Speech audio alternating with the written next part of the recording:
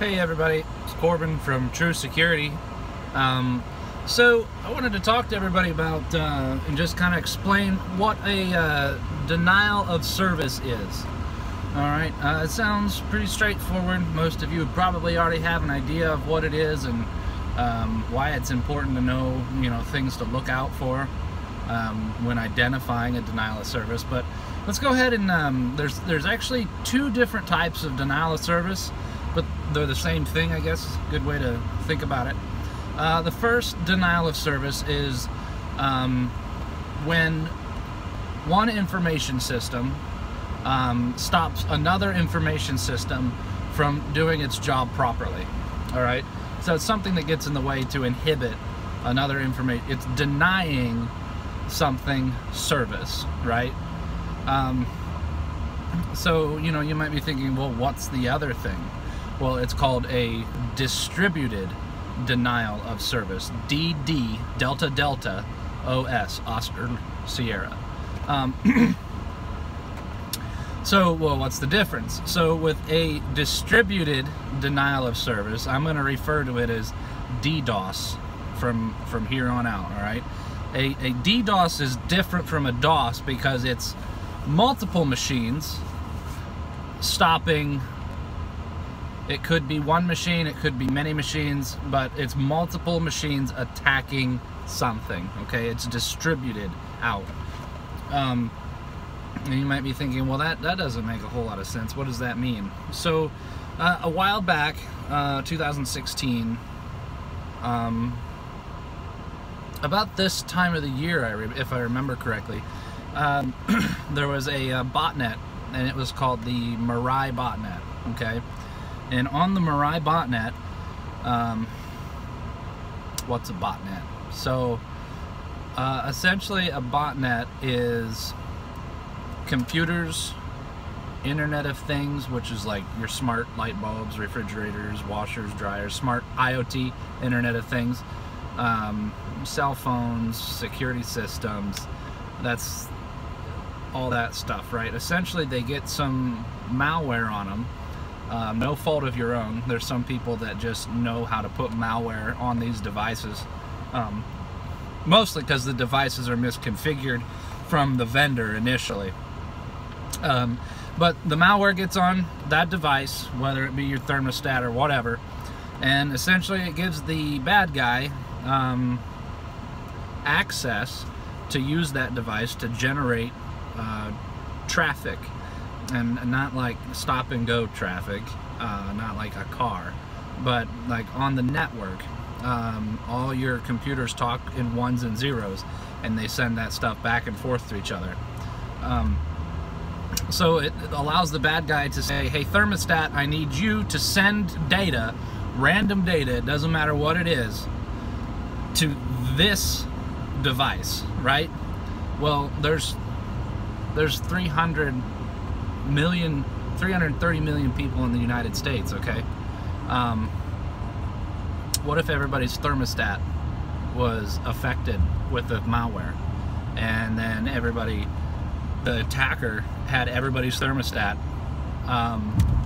attack a specific target, not you, like nobody, like don't take this the wrong way, but nobody wants to attack you, all right? The best analogy I have for this is, do MMA fighters exist?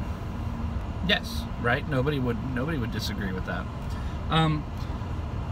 Are you worried that if you were walking down the sidewalk, are you worried that an MMA fighter would fight you while you're walking down the sidewalk minding your own business?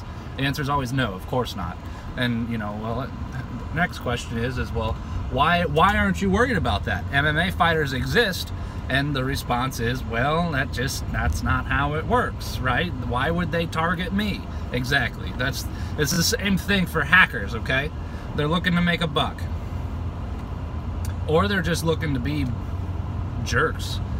All right? So, I'm getting off track here.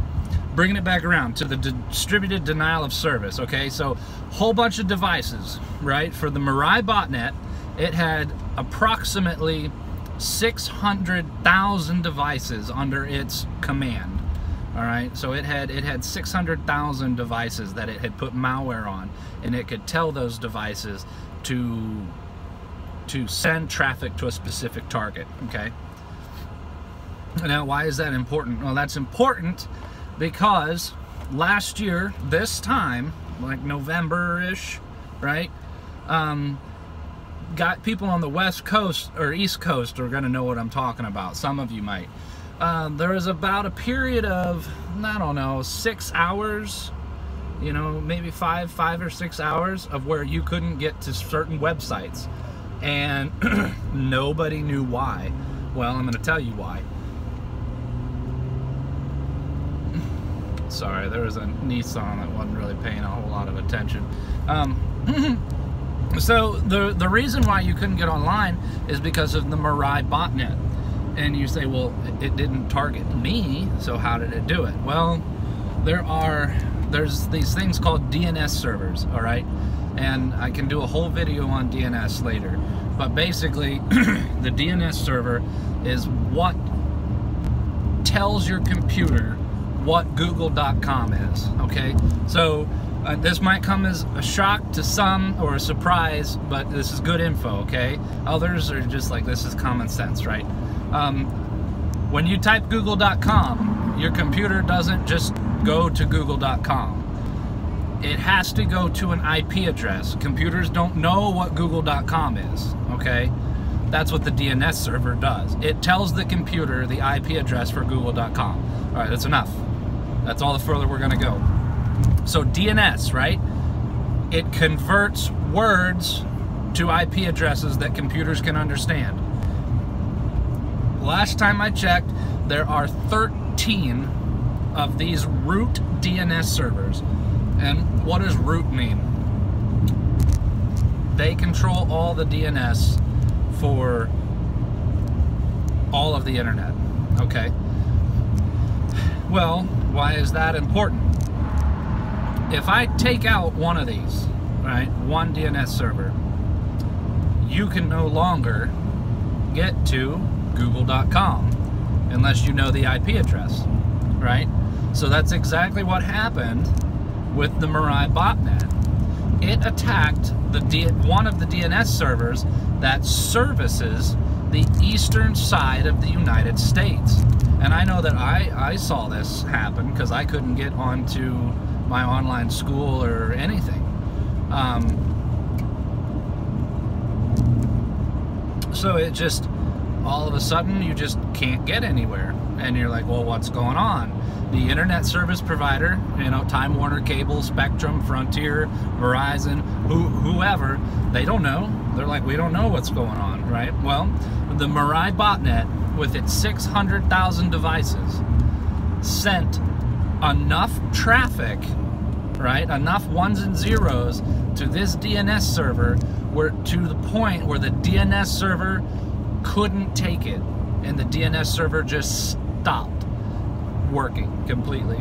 It couldn't function because there was too much coming in. Now, computers and information systems, they have a threshold, and I'm sure you've noticed this, right? If you open up 100 Firefox browsers on your computer, how fast does it run? It doesn't really, right? It can't.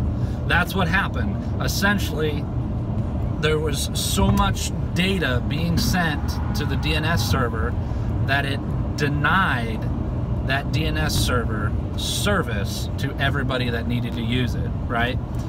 Now, it is a DOS, but it's a distributed denial of service, all right? So it's a DDoS. The MIRAI botnet, wow. The MIRAI botnet targeted this DNS server and brought it down with a distributed denial of service attack, okay? And, yeah, it's bad. So all of that to lead up to this next point, I think everybody can understand, and maybe I haven't explained this well enough, of how powerful it would have to be in order to take down one of these root servers. Okay, all right, let's back it up. Okay, so everybody knows what a hard drive is, okay?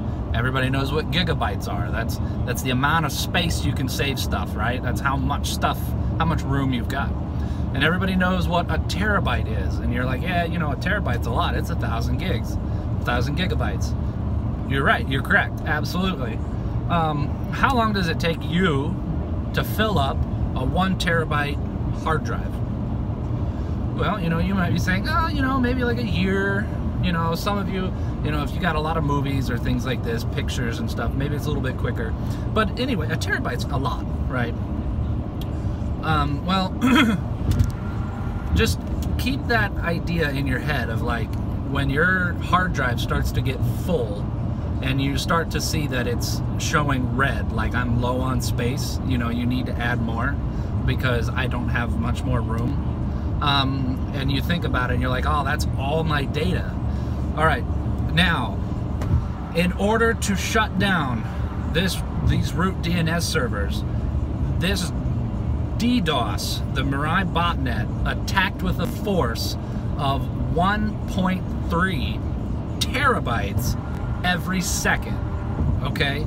Like, try to imagine that. If it takes you a year to fill up your hard drive, now imagine all of that data times 0.3, right? 1.3 terabytes of data being sent every single second. That's why the DNS server couldn't process it, because it was just too much, all right?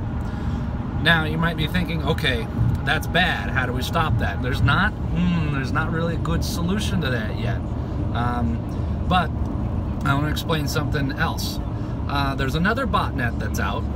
You can do your own research on it, right?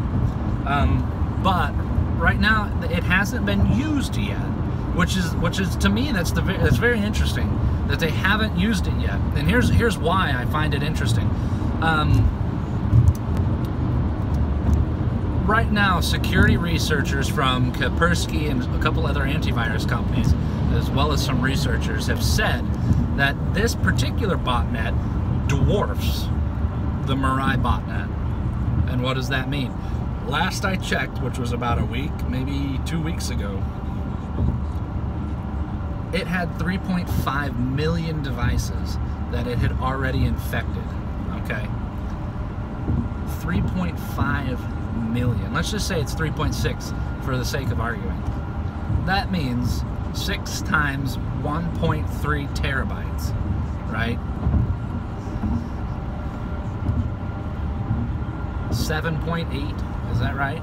Maybe I'm wrong. Maybe I'm wrong on that. I'm just gonna go with it though. 7.8 terabytes of information. So, remember how I said there was only 13,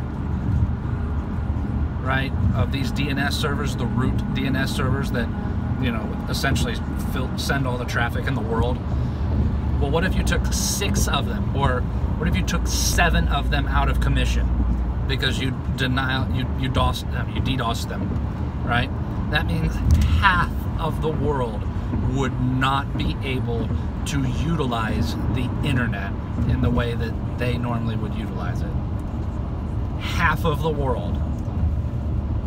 Kind of scary, right? Just all of a sudden, poof, internet's gone. That's scary, right? There are ways to protect against this. That's why guys like me get hired, you know, to go in, come up with solutions, and then, you know, talk to the people with the money, and the guys with the money make the decision. But I am simply trying to raise awareness on this topic because I think it's fascinating, all right? Now, this is the really juicy, kind of awesome stuff of, you know, the cybersecurity world. But distributed denial of service, right? DOSing, nasty stuff, just basically shuts things down, okay? If you guys have any questions, or if you want me to go a little bit more in depth, I can talk about how the malware gets distributed for each of these individual devices, because it's different in both ways. Or in the botnets, sorry, how the devices are becoming affected to become part of the botnet. It happens different ways for the MIRAI to the current botnet that we're dealing with right now. So if you guys want to know a little bit more about that, I can do another video. But I hope that this kind of summarizes for you guys what a denial of service is and what's going on right now today regarding devices and being DDoSed. All right, hey, as always, this is Corbin from Tru-Security out here.